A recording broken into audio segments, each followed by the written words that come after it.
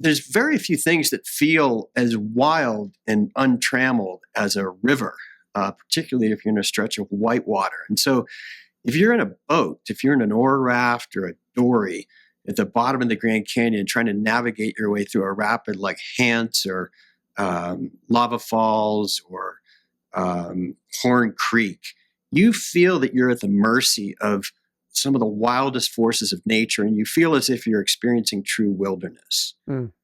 What I didn't understand fully at the time is that, like, that's true. That's very, very true. But what's also true, what's perhaps even more true, is that all that water that feels super wild inside the canyon, all of that energy, every drop of that river has been metered and rationed and is part of a incredibly intricate system of water containment and irrigation infrastructure that we've built up and down the length of this, the most important river in the Southwest. There's 19 dams, that are strung between the headwaters of the Colorado and the Sea of Cortez, or the part of the Sea of Cortez, the part of the desert, the Sonoran Desert that the river dries up in before it reaches the Sea of Cortez. It's been engineered. It's controlled.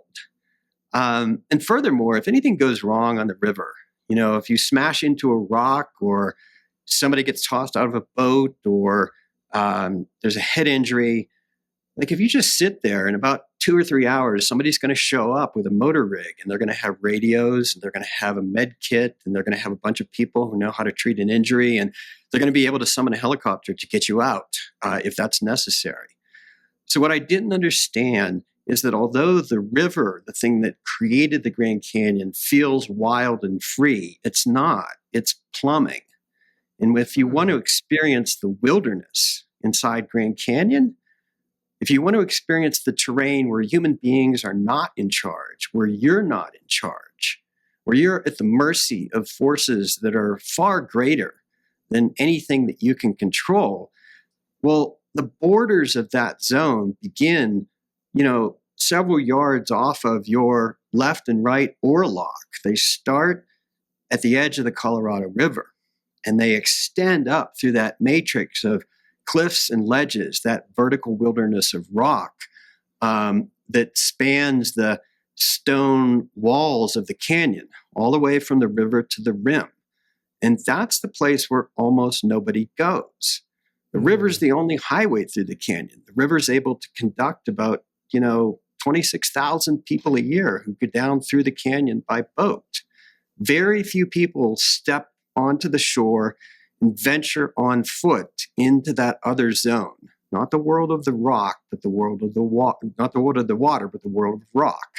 Yeah. And one of the most graphic testaments to how few people go there and how untrammeled it can be is that, the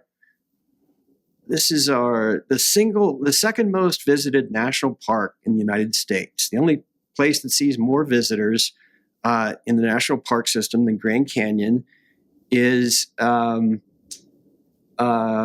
Smoky Mountain National Park back east, which has a highway running through the middle of it.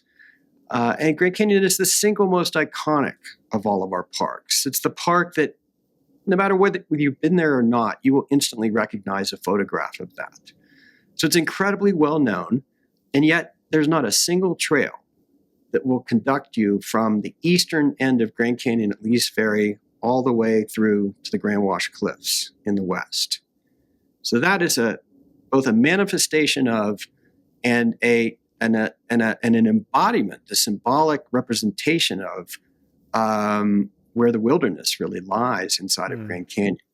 And I'm being incredibly long-winded here, but all of that is what I didn't really have a firm grasp of, despite having written an entire book on this landscape feature in this park. And that's what I was ignorant of and did not fully appreciate. And I think it fed a sense of arrogance that characterized the way I framed and approached the beginning of this journey when Pete and I embarked on it.